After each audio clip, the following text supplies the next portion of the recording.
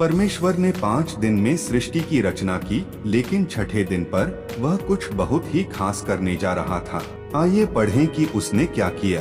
तब परमेश्वर ने कहा, पृथ्वी हर एक जाति के जीव जंतु उत्पन्न करे, बहुत से भिन्न जाति के जानवर हों, हर जाति के बड़े जानवर और छोटे रेंगने वाले जानवर हों, और यह जानवर अपनी जाति के अनुसार और जानवर बनाएं, और यही सब हुआ। तो परमेश्वर ने हर जाति के जानवरों को बनाया।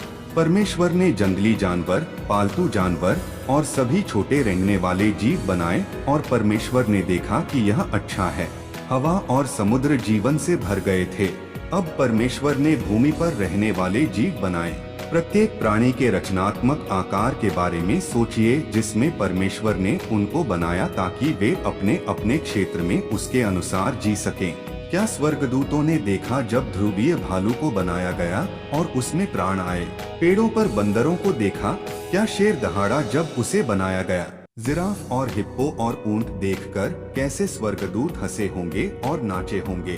प्रारंभ से यह देखना कितना दिलचस्प है कि परमेश्वर ने न केवल जानवरों को विभिन्न प्रकार दिए, बल्कि उसने उन्हें विभिन्न कार्य भी करने को दिए। कुछ जानवरों को जंगली ही रहना था और कुछ पालतू रहने थे, ताकि मनुष्य उनका उपयोग खेती बाड़ी में कर सके।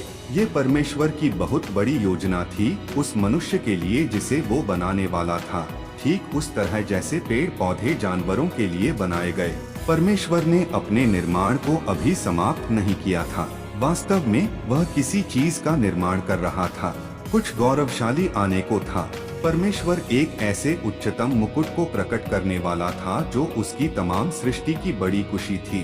पूरा ब्रह्मांड एक शानदार मंदिर था जो सृष्टि के राजा की प्रतिभा को दर्शा रहा था, और अब समय आ गया था कि उस बड़े खजाने का निर्माण किया जाए। बाइबल यूं कहती है, तब परमेश्वर ने कहा, अब हम मनुष्य बनाएं। हम मनुष्य को अपने स्वरूप जैसा बनाएंगे। मनुष्य हमारी तरह होगा। वह समुद्र की सारी मछलियों पर और आकाश के पक्षियों पर राज करेगा। वह पृथ्वी के सभी बड़े जानवरों और छोटे रेंगने वाले जीवों पर राज करेगा। इसलिए परमेश्वर ने मनुष्य को अपने स्वरूप में बनाया।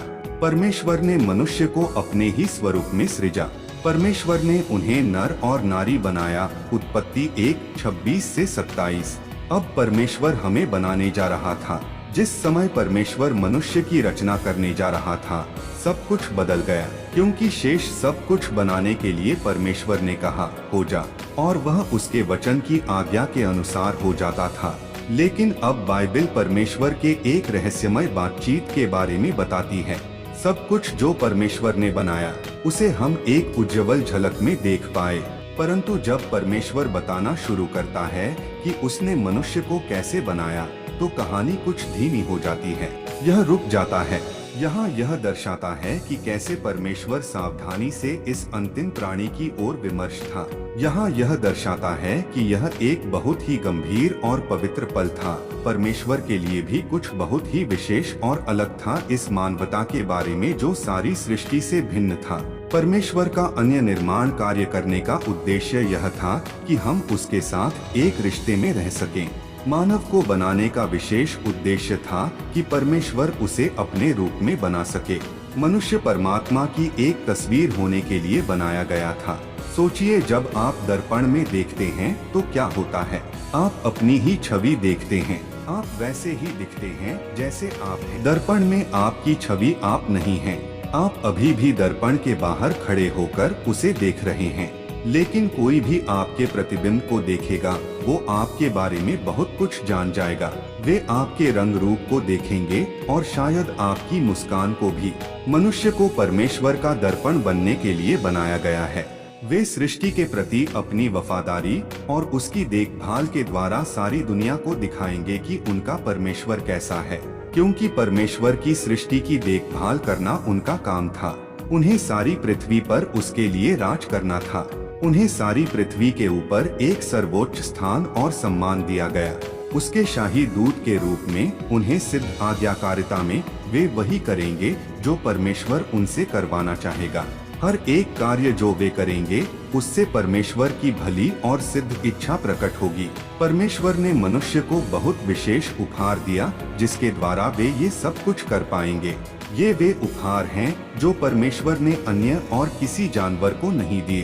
वे मनुष्य की सहायता करेंगे कि वे परमेश्वर के साथ उसकी सृजी हुई सृष्टि की देख रेख करने में उसका सहयोग दें। मनुष्य को सोचने के लिए और रचनात्मक होने के लिए ही बनाया गया है। क्या एक बंदर एक खेत के लिए बीज संयंत्र के बारे में योजना बना सकता है? क्या हाथी एक बगीचे में फल और सब्जियों का विकास कर सकता है? गायें क्या संगीत लिख सकती हैं या कहानियां बता सकती हैं? क्यों नहीं? परमेश्वर ने उन बातों को करने के लिए उन्हें सक्षम नहीं बनाया। मनुष्य सोचते हैं और संगठित करते हैं और नई चीजें बनाते हैं। उन्हें परमेश्वर के लिए बनाया गया कि वे उसकी सुने और पृथ्वी पर सकी योजना को पूरा करें। मनुष्य परमेश्वर की छवि को दर्शाते हैं और इसीलिए वे सुंदरता को समझ पाते हैं। एक कुत्ता एक सूर्यास्त की सुंदरता को नहीं समझ सकता। उसका दिल न्याय की महिमा के द्वारा प्रबल नहीं किया गया है और न ही करुणा की कोमलता से नरम किया गया है। लेकिन परमेश्वर ने मनुष्य को इन बातों को समझने और उनमें आनंदित रहने के लिए बनाया है। हम ज्ञान, निष्ठा, त्याग, पवित्रता और पवित्रता के गहरे सौंदर्य को समझ सकते हैं। यह बहुत कुछ परमेश्वर के समान है और केवल वही अधिक गहरा और व्यापक रूप से समझ सकता है। परमेश्वर की छवि में बनाया जाना इन बातों का महत्वपूर्ण हिस्सा है। ये सब मनुष्य को दिए गए ताकि वह उन पर शासन कर सके।